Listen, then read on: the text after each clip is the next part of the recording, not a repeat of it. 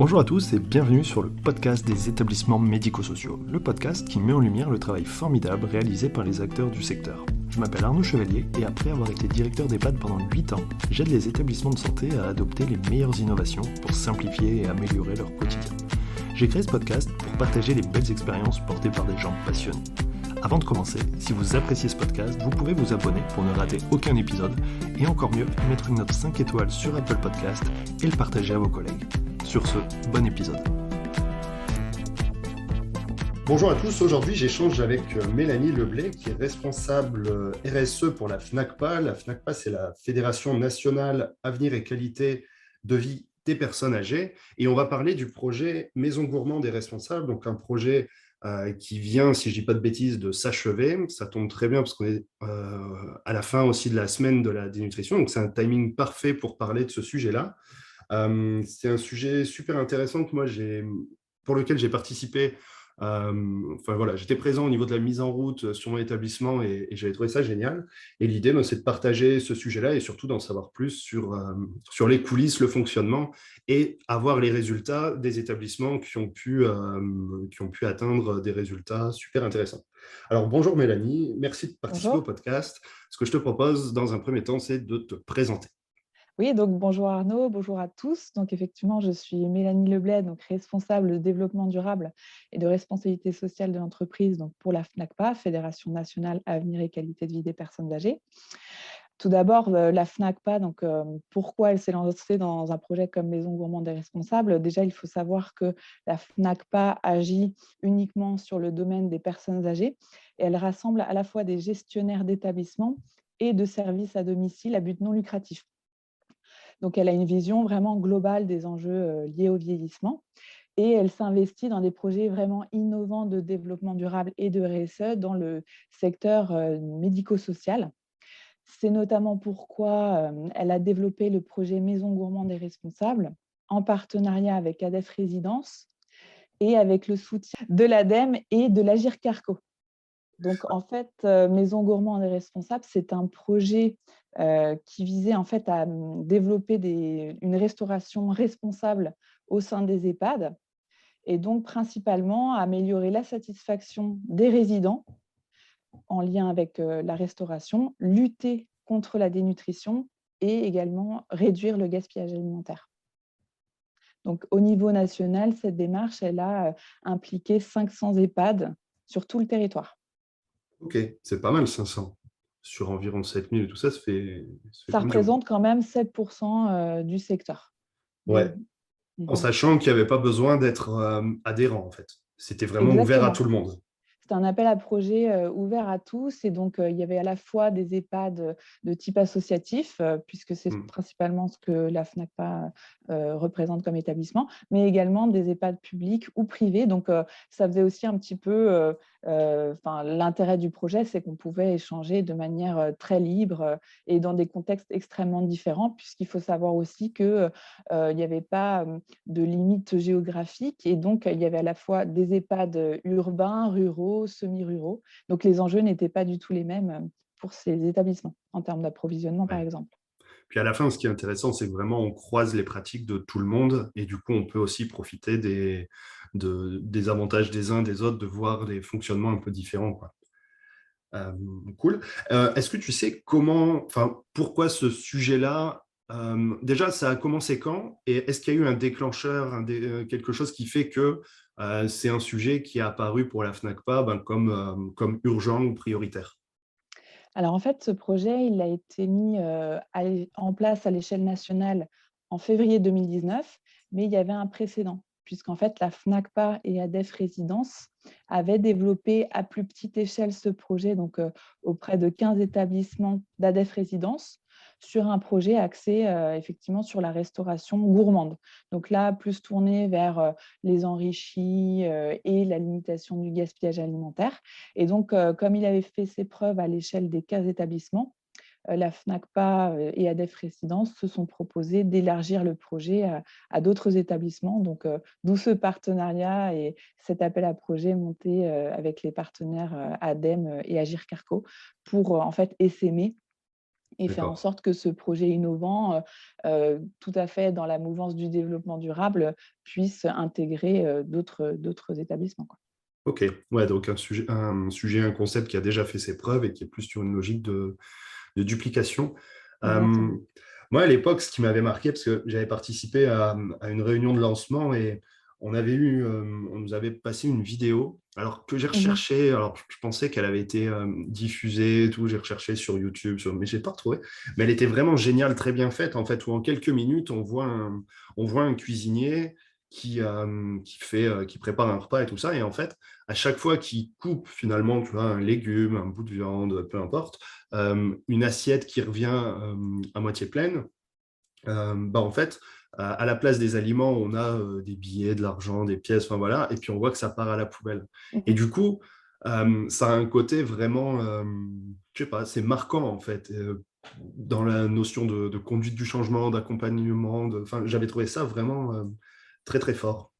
Oui, oui, tout à fait. Alors, je vois de quelle vidéo il s'agit. Donc, de mémoire, c'est une vidéo de food waste, de sensibilisation donc, sur le coût du gaspillage alimentaire, Ouais, parce que on se rend rarement compte en fait du coût réel qu'a le gaspillage alimentaire. C'est-à-dire que c'est une ressource en soi.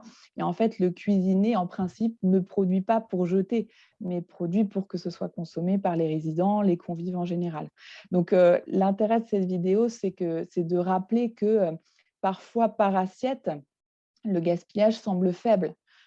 Maison Gourmande et Responsable a permis de mettre en lumière le fait qu'en moyenne, il s'agissait de 122 grammes par personne par repas au bout du projet, c'est-à-dire qu'il y avait déjà eu une production, une amélioration pardon, dans la réduction du gaspillage, qui était plutôt au départ de 155 grammes et 137 la deuxième année. Donc, on voit qu'il y a déjà eu une amélioration. Donc, ça souligne en fait le coût du gaspillage, mais également celui du coût de la gestion des déchets qui peut être amélioré grâce à la démarche. ouais. Oui, parce que le gaspillage, finalement, c'est à la fois ce qui revient dans les assiettes. Ça veut dire que si les personnes n'ont pas mangé, parce que soit on en a mis trop, soit on leur a mis quelque chose finalement qu'elles n'apprécient pas, ou en EHPAD Mmh. qu'elles ne peuvent pas manger. Et là, il y a un Mmh. côté aussi assez terrible sur la satisfaction et la dénutrition, parce que finalement, on peut imaginer une frustration terrible de quelqu'un, enfin Mmh. même une forme de violence, hein, quelqu'un qui a faim, mais qui Mmh. n'arrive pas à manger parce que, voilà, problème physique, problème de déglutition, enfin bref.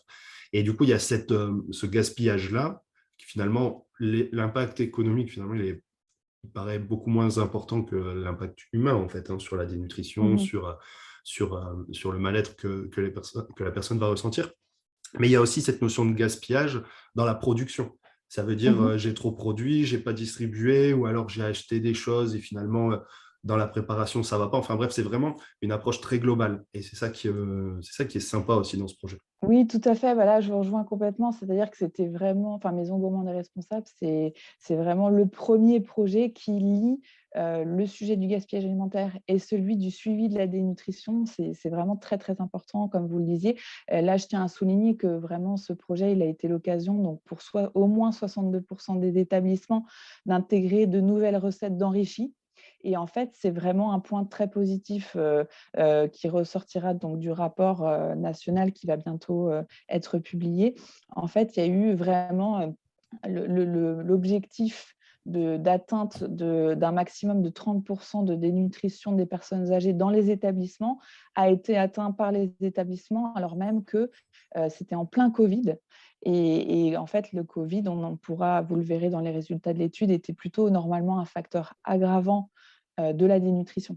Et en fait, Ouais. on a pu constater pendant la mise en œuvre de la démarche que pour les établissements qui avaient continué à participer, ils avaient réussi non seulement à stabiliser la dénutrition, qui avant le projet était plutôt de 45% des personnes âgées en moyenne dénutries dans leurs établissements. Ils ont atteint cet objectif en lien avec le PNNS 4, donc le plan stratégique national nutrition santé, qui visait à atteindre maximum 30% de dénutrition.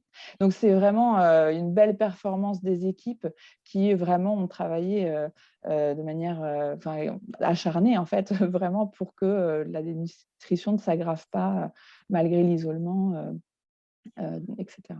Ouais, c'est clair. Et puis c'est vrai que parles du Covid, il y a deux choses, il y a deux éléments qui me semblent pas aller enfin pas simplifier la vie des établissements. Ça veut dire que pour la plupart, sur des périodes de confinement, ça veut dire repas en chambre, ça veut dire que c'est un service qui est beaucoup plus compliqué avec des plateaux, on ne voit pas forcément ce qui se passe, on n'est pas forcément en contact des personnes pour voir si ça leur plaît, si elles arrivent à manger, tout ça, enfin, c'est beaucoup plus dur. Et puis, il y a aussi cet aspect psychologique qui fait que Mhm. la dénutrition, ça peut parfois être lié aussi à une forme de dépression et des syndromes de glissement et tout ça. Et te dire que cette ambiance de confinement aide encore moins. Du coup, Oui, c'est effectivement. Et super puis là, intéressant. même chose, il y a vraiment eu tout un tas de projets innovants qui ont été mis en place par les établissements.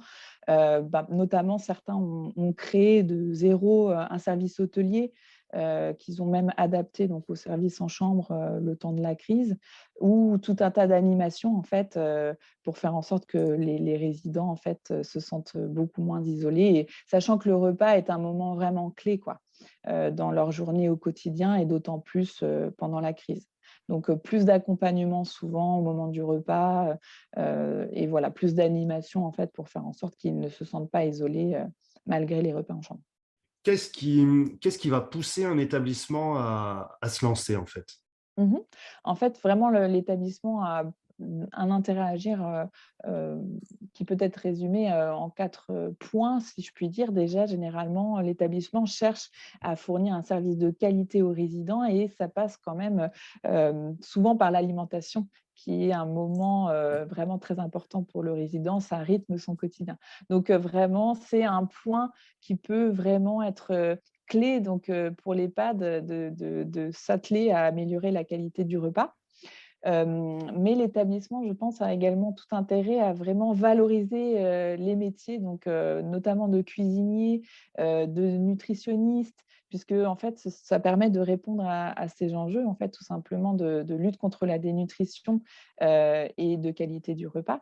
Donc voilà, l'intérêt à agir est dans le fait que ce soit un projet transversal qui permet en fait de faire travailler ensemble à la fois le cuisinier, les métiers du soin et de l'hôtellerie, de l'accompagnement en général.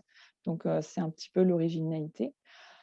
Je dirais ensuite qu'évidemment, il y a l'aspect de maîtrise des coûts. Donc, vraiment, l'objectif est de réduire les coûts du gaspillage alimentaire et ceux de la gestion des déchets. Donc, voilà, il y a possibilité de dégager des économies pour investir dans des projets innovants, ou dans l'investissement dans du nouveau matériel, par exemple. Et puis, dernier point, évidemment, l'établissement, tout simplement répond à de nouveaux objectifs réglementaires ou légaux, puisqu'effectivement, il y a un cadre réglementaire, on va dire, favorable à la lutte contre le gaspillage alimentaire et la dénutrition.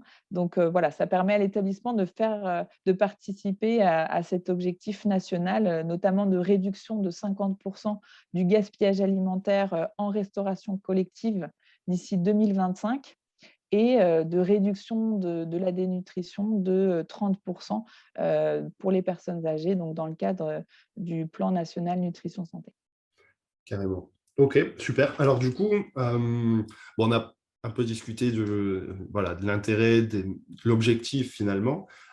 Concrètement, comment ça se passe? Comment ça s'est passé pour les Mmh. établissements qui ont adhéré au projet? Comment on arrive à ça et comment concrètement ça se met en place? Alors en fait, Maison gourmande et responsable, c'est une démarche qui est un processus qu'on peut résumer en 4 étapes. Les établissements, ils ont été accompagnés tout d'abord pour mettre en place leur gouvernance, c'est-à-dire de choisir un référent en fait qui allait un petit peu mener le projet à bien, avec une équipe, généralement au moins le chef cuisinier et l'infirmière qui en gros s'occupe de la dénutrition. Donc, généralement, il y a au moins ces 2 personnes, et dans le cas où il existe une gouvernante ou un hôtelier, généralement, ils composaient l'équipe. Donc cette première étape, elle est importante parce que la première mission qu'ils vont avoir, c'est vraiment de sensibiliser leurs équipes en interne et les parties prenantes, donc les résidents et leurs familles, sur le sujet du gaspillage et de la dénutrition. C'est vraiment l'étape majeure pour le lancement du projet. Ensuite, Maison gourmande et responsable pousse en fait à s'auto-évaluer. C'est-à-dire que la FNACPA et ses partenaires ont développé un outil d'autodiagnostic, donc qui est hébergé par l'ANAP, l'Agence nationale à l'appui pour la performance, où là, l'établissement, en fait, peut vraiment avoir un état des lieux de son gaspillage alimentaire et de l'état de la dénutrition dans son établissement en remplissant cet outil. En parallèle, on a créé tout un tas d'outils vraiment pour sensibiliser et aider l'établissement en fait à adapter les outils de pesée ou de suivi de la dénutrition, former les équipes qui sont librement accessibles et totalement gratuits. Donc voilà, c'est une étape positive pour des établissements qui souhaiteraient s'impliquer dans la démarche. Puis ensuite, il faut passer à l'action. Donc ça, c'est la troisième étape. Et j'ai envie de dire, là, ça nécessitera vraiment pour les établissements de le faire de manière collaborative. Donc, le directeur a un rôle forcément important pour valider les actions à mettre en œuvre, mobiliser ses équipes. Mais c'est très important que le choix de ces actions soit défini communément pour que ce soit des actions qui aient un impact rapide sans forcément d'investissement supplémentaire, par exemple l'ajustement des quantités des repas. Ça n'a pas de coût particulier, mais c'est une information qui nécessite de connaître la consommation des repas. Donc ça, c'est l'équipe qui généralement surveille les consommations. Donc voilà, c'est vraiment l'étape du passage à l'action. Et enfin, il y a une quatrième étape qui est celle donc, du suivi, bien sûr, des actions. Il faut que le directeur et l'équipe projet aient un réel suivi et une information auprès des équipes, des familles pour un petit peu partager l'impact que ça a et qu'il y ait un processus d'amélioration continue qui se mette en place. Donc là, c'est après le passage à l'action, de réviser régulièrement l'avancement et bien sûr continuer à mettre de nouvelles actions en œuvre une fois qu'on a atteint l'objectif qu'on souhaitait mettre en place. Ok, cool. Ouais, c'est vraiment une démarche projet, une démarche même qualité Exactement, d'amélioration d'évaluer à continue. Mmh. l'amélioration continue. Ok. Euh, alors du coup, ouais, sur la mise en place, ça semble logique. Alors je sais que malgré tout, c'est pas si évident que ça. Je me souviens que on avait commencé à faire nos pesées Mmh. sur les déchets, et en fait, la difficulté, c'est que ça implique plein de monde, en fait, à la fois la cuisine, à la fois les équipes Mmh. hôtelières, même les équipes soignantes sur la logique de j'aide j'aide les personnes à prendre leur repas, mais du coup, ça implique vraiment tout le monde. Et c'était ça qui Mmh. était Mmh. pas tellement évident au départ à vraiment Mmh. impliquer pour que ça marche bien. Parce que finalement, si on a la Mmh. moitié de l'équipe qui va mettre les trucs dans une poubelle, mais qui n'est pas celle qu'on a prévu de peser, enfin voilà, on n'est pas sur quelque Exactement. chose de fiable. Et du coup, ça demande quand même une mise en musique qui est quand même costaud, quoi. Alors en fait, c'est très intéressant ce que vous dites parce que c'est pour ça que j'insistais vraiment sur, la première étape de la démarche, donc qui est sur, la constitution de l'équipe projet et sur la sensibilisation et la formation. En fait, vraiment, c'est, l'étape, j'ai envie de dire, où il faut prendre le temps. En fait, il ne s'agit pas forcément de mettre beaucoup d'actions en œuvre pour réduire le gaspillage ou la dénutrition. Donc parfois, l'établissement pourra se concentrer une année simplement sur 2 actions. Admettons Mm. l'ajustement des commandes et la création de nouvelles recettes enrichies. Par contre, sur l'étape 1 de formation et de sensibilisation, comme vous le dites, il y a vraiment, pour avoir une régularité dans les résultats et une fiabilité des résultats sur le gaspillage et la dénutrition, il faut vraiment former aux gestes de tri, aux gestes de pesée. Donc, c'est pour ça qu'en général, on conseille que la semaine de pesée soit réalisée avec le même référent midi et soir pour la régularité de la méthode. Et de la même manière, en fait, il y a un vrai travail de sensibilisation sur la dénutrition à faire auprès des équipes, vraiment pour comprendre l'impact de la dénutrition et tous les enjeux qui y sont liés, c'est-à-dire l'accompagnement au repas, les grilles de suivi de consommation alimentaire pour des résidents qui seraient dénutris sévèrement, etc. Donc cette étape de formation, elle est très importante et c'est aussi un moment où il est important d'associer les résidents et leurs familles pour qu'ils comprennent pourquoi l'établissement met en œuvre cette démarche. Ouais. Oui, non mais ouais, clairement, hein, c'est vraiment du management et cette notion de sensibilisation aussi management, marketing, on l'appelle comme on veut, mais c'est super important et c'est vraiment la base. J'imagine là, quand on parle des résidents et des familles, il peut y avoir un danger, c'est de se dire que si on réduit un petit peu ce qu'on va mettre dans l'assiette pour éviter le gaspillage, on peut avoir une levée de bouclier en nous disant, mais qu'est-ce que vous faites? Vous donnez plus à manger. Mhm. Alors que Alors, bien sûr, l'idée, c'est de se resservir. Au contraire, c'est pas de moins manger, c'est de moins jeter, quoi.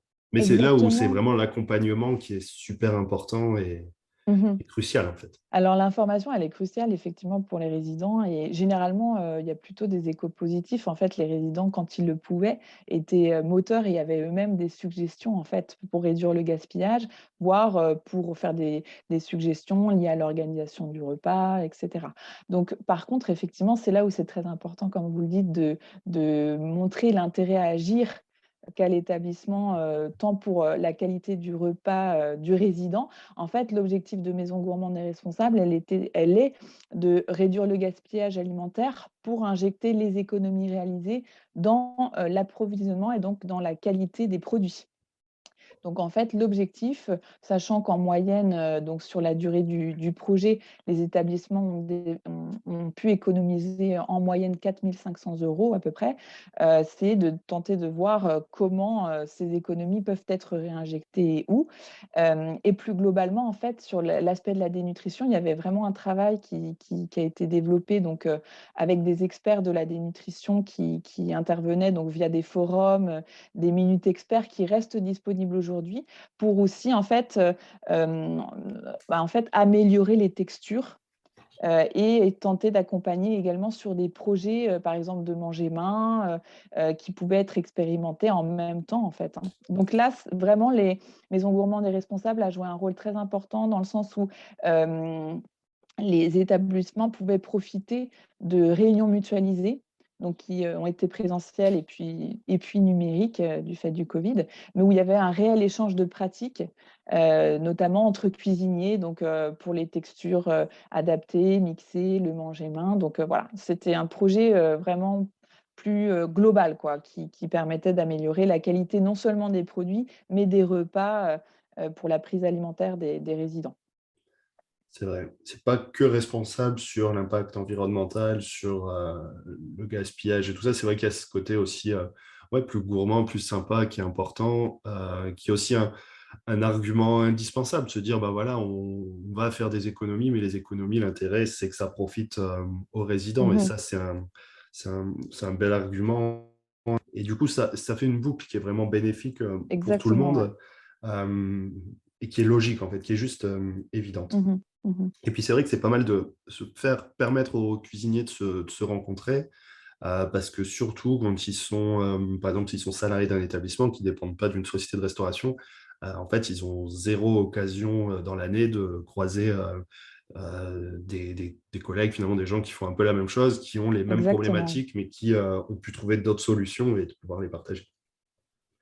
Alors, ça me paraît plutôt clair sur le projet. Du coup, ça veut dire qu'on a toujours des documents qui sont accessibles via un guide, via la NAP, peut-être via votre Alors, tout à fait. En fait, si vous voulez, nous, on a développé donc un site web, Maison Gourmande et Responsable, qui contient absolument toutes les solutions qui ont été proposées pendant le projet et les outils. Donc les outils sont accessibles, comme je vous le disais, gratuitement, donc à la fois pour, réaliser des pesées du gaspillage alimentaire, mais aussi des webinaires, donc de formation, sur qu'est-ce que la dénutrition. Beaucoup de témoignages aussi d'établissements qui ont mis en œuvre, des projets innovants, donc il y a une bonne dizaine de témoignages, qui sont mis en ligne et donc tout ça, en fait, vous pouvez y avoir accès et effectivement, l'outil principal de Maison Gourmande et Responsable, c'est un autodiagnostic et qui est en fait, accessible directement via notre plateforme. Donc il a été réduit à 90 questions, mais c'est tout à fait possible d'avoir un premier état des lieux en fait, pour que l'établissement sache où il en est, par rapport au gaspillage et à la dénutrition effectivement. Ouais, il ne faut pas se mettre trop la pression où on a parfois envie d'aller vite sur un projet, de mettre beaucoup d'objectifs rapidement.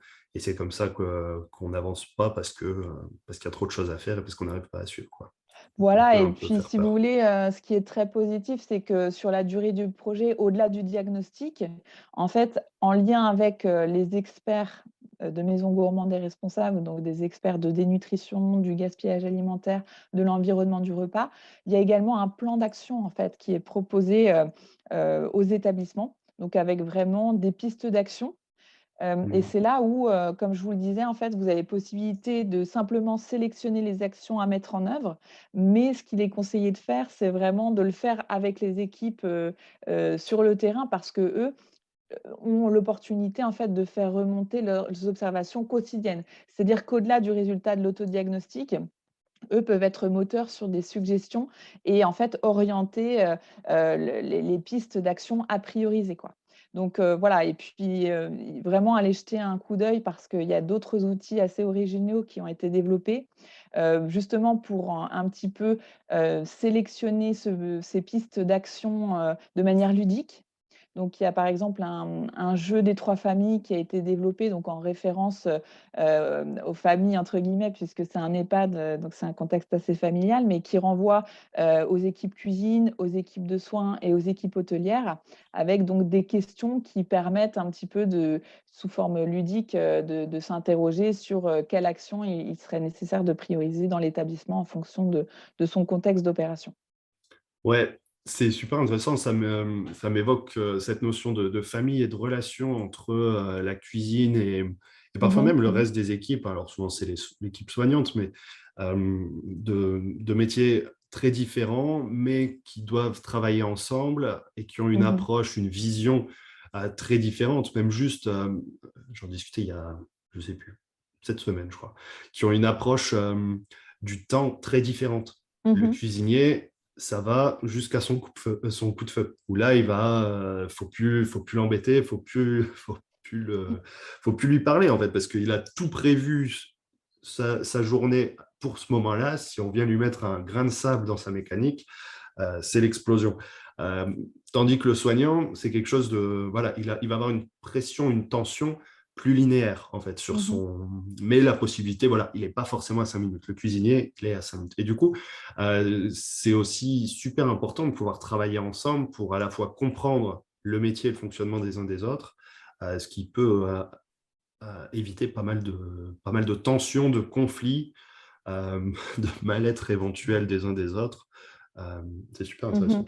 En fait, c'est ça, c'est que c'est vraiment l'originalité du projet Maison Gourmande et Responsable, c'est que c'est un projet transversal et en fait, ça a été vraiment très, très riche pour les établissements d'en fait, faire se rencontrer des métiers parfois différents et qui avaient assez peu l'occasion de discuter en interne et encore moins entre établissements. Donc là, Mmh. vraiment, ça a été extrêmement riche de voir les pratiques de chacun et ça a permis de mettre en place des expérimentations, assez original, hein. Comme je vous le disais, par exemple, en Centre Val de Loire, à force d'échanges et cetera, il y a eu un projet, par exemple, de mise sous vide des restes, de repas, donc de bacs gastronomiques non sortis en salle, et bien sûr, qui respectaient les conditions d'hygiène. Donc en fait, les restes sont mis sous vide et peuvent être resservis, jusqu'à 3 jours aux résidents. Mais ça, effectivement, ce sont des initiatives, assez originales qui sont nées, de discussions et d'échanges, entre praticiens, quoi. Mais ce qui paraît super intéressant, parce que finalement, on a la difficulté dans les établissements, et c'est ça aussi qui fait le gaspillage et qui fait qu'on ne correspond pas tout à fait aux attentes, c'est qu'on est sur une cuisine collective, ce qui fait que finalement, il y a un repas. Parfois, on va Mmh aller mh. sur des plats de substitution, ça veut dire qu'on peut avoir autre chose, sauf que le cuisinier, il peut pas faire, il est en général tout seul. Enfin, voilà, c'est pas comme au resto, et puis même au resto, c'est calibré différemment, donc, et puis parfois peut-être un peu surgelé, que les EHPAD évitent, enfin en tout cas Mmh. Mmh. repréparent. Et du coup, ça peut donner une option au cuisinier d'avoir finalement, j'allais dire dans son sac, mais c'est dans son frigo, la Mmh. possibilité de ressortir quelque chose qui va plaire à la personne. Et Tout en à fait, fait. c'est exactement ce qu'on fait chez soi. De se dire, bah, j'ai pas Exactement. fini un truc, je laisse dans mon frigo, et puis bah, si, je sais pas, si j'ai pas le temps, si j'ai encore faim, si j'ai envie d'autre chose, eh ben, je peux me resservir, et ça marche très bien. Et c'est vrai que c'est un peu Exactement.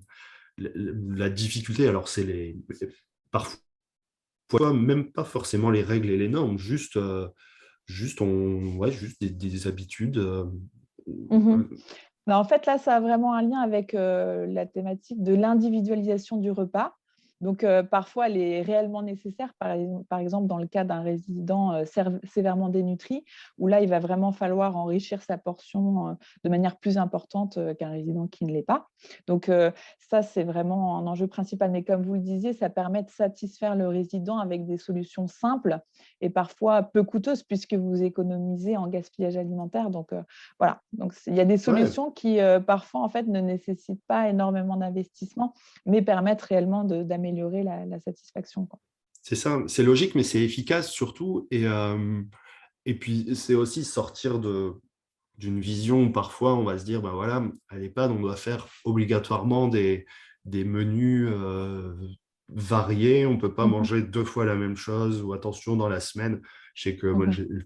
j'ai eu l'occasion de travailler là-dessus, où c'est super compliqué à un moment de se dire, ben voilà, attention, j'ai mis des pommes de terre tel jour, donc je ne peux pas en mettre Mmh. avant tel jour et tout ça. Et finalement, ben, qu'est-ce qu'on mange? Parce qu'en réalité, féculent, Exactement. ben, pommes de terre patrie, il y a d'autres choses, mais voilà. Mais les autres choses, est-ce que ça plaît forcément à des générations qui sont en EHPAD? Et en fait, on se retrouve vite bloqué. Et la Mmh. réalité chez soi, c'est qu'on mange toujours plus ou moins la même chose Mmh. Bah, en fait, c'est vrai quand on fait de la que grâce course. à Maison Gourmande et Responsable, c'est un des intérêts à agir, c'est aussi de valoriser vraiment ce métier de cuisinier qui est presque un défi de pouvoir satisfaire quotidiennement les résidents. Et puis également, ça permettait de mettre en valeur donc les métiers du soin et de l'hôtellerie, dans l'accompagnement du résident. Donc en fait, le repas, c'est pas seulement manger, c'est, la compagnie qu'on partage, Mmh. l'aide qu'on reçoit, donc c'est tout un moment qui fait que, le résident va se sentir chez lui, en fait. Et donc ça permet ce moment d'appartenance et de partage, bien au-delà de simplement, se nourrir, quoi. Oui, bien sûr, bien sûr. Alors là, on est rentré dans le sujet quel impact, quel objectif, quel résultat. Est-ce qu'il y a d'autres éléments ou de retour d'expérience marquants, en fait, que vous avez pu constater? Alors comme je vous le disais, en fait, c'était vraiment, le premier projet à cette échelle, donc vraiment 500 EHPAD, d'impliqués. La première année, effectivement, tout le monde a pu, en fait, réaliser au moins un diagnostic du gaspillage alimentaire, sur les 2 ans. Donc ça, c'est vraiment une excellente nouvelle parce que ça veut dire que ces établissements participants ont répondu aux nouvelles réglementations, en place, donc notamment, celle, AGEC, donc Agir contre le gaspillage alimentaire et pour une économie circulaire, et aussi Egalim, donc qui en fait imposait une obligation d'avoir réalisé ce diagnostic du gaspillage au 22 octobre 2020. Donc ça, c'est un premier aspect, vraiment sur l'aspect réglementaire. Et plus largement, donc il y a eu tout un tas de projets développés par les établissements, donc selon leur contexte en fait, hein, qui n'étaient pas les mêmes. Donc parfois des projets plutôt axés sur la gestion des déchets, la mise en place de compost, de poulaillers. D'autres ont développé des partenariats avec des chefs gastronomiques le temps du Covid, donc pour pouvoir en fait améliorer encore plus la qualité des repas pendant la crise. Voyez, donc il y a vraiment eu tout un tas d'initiatives. Là encore, je vous incite à aller voir les témoignages parce que voilà, ça c'est même allé jusqu'à la création de restaurants ouverts au public dans certains EHPAD. Donc voilà, vous voyez, les choses bougent. Ça touchait parfois aussi la thématique du don, c'est-à-dire comment l'EHPAD pouvait donner les restes de repas, soit à ses salariés, soit, par exemple, à des personnes âgées qui sont en résidence autonomie, pardon, aux alentours de l'EHPAD. Donc voilà, il y a vraiment des initiatives très, très variées et vraiment riches à partager, quoi. Top. Eh ben, je pense qu'il faut. Ça peut être une très belle conclusion, c'est-à-dire déjà d'aller voir ce qui se passe, voir ce qui s'est passé. Si des établissements veulent intégrer le projet, alors déjà, ben, finalement, tout est en ligne, ils peuvent y aller. Exactement. Là, ça fait donc un peu plus de 2 ans, mais finalement, on est sur une logique d'amélioration continue, donc finalement, ce ne sera jamais fini. Au niveau de la FNACPA, comment vous voyez la suite? Donc effectivement, comme vous le disiez, les établissements, peuvent le faire normalement en toute autonomie puisqu'effectivement donc les outils sont en ligne. Mais effectivement, je pense qu'il ne faut pas trop hésiter à me contacter personnellement, si l'établissement a besoin en fait, de plus d'accompagnement, notamment sur l'explication, de l'utilisation des outils. Il y aura également, comme je vous le disais tout à l'heure, le rapport national de résultats qui sera bientôt publié. Donc, ça permettra aussi aux établissements de voir un petit peu comment se situer une fois qu'ils auront fait le diagnostic par rapport à d'autres établissements. Donc voilà, surtout n'hésitez pas à me contacter si vous êtes intéressé par la démarche pour que je puisse vous présenter un petit peu plus en détail les solutions et les outils existants pour votre établissement. Ok, super. Eh ben, merci pour toutes ces infos. Et puis Avec plaisir. à suivre parce que c'est vraiment top et c'est vraiment pertinent de pouvoir améliorer à la fois la qualité de l'accompagnement, réduire la dénutrition, surtout apporter, réfléchir à comment on apporte le maximum de satisfaction pendant les repas. Et en plus, ça peut être source d'économie à réinvestir dans le quotidien. Donc c'est vraiment voilà, c'est ce qu'on cherche tous Tout en à fait. général dans les établissements. Donc Merci super. beaucoup. Merci. Merci. Merci d'avoir écouté l'épisode jusqu'au bout. J'espère que le sujet vous a plu et qu'il vous inspirera. Pour m'aider à faire connaître le podcast, abonnez-vous sur votre plateforme d'écoute préférée ou notez-le et partagez-le sur vos réseaux sociaux. N'hésitez pas à me contacter sur LinkedIn pour toute remarque ou proposition de sujet. Bonne journée et à bientôt sur le podcast des établissements médico-sociaux.